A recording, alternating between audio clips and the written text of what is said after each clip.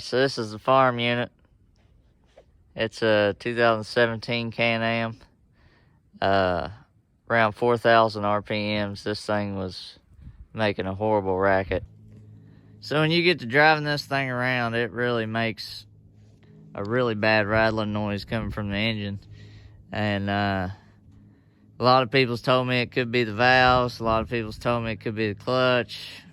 It's been like that for so long that I don't even remember it being quiet now. I mean, it's been like that for a long time, and nothing's ever happened.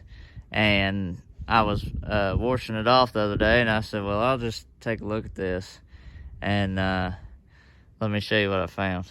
The exhaust, there's a bracket right here, attaches to the motor, and it was ever so slightly loose, and you had to really pull on this thing to even see it.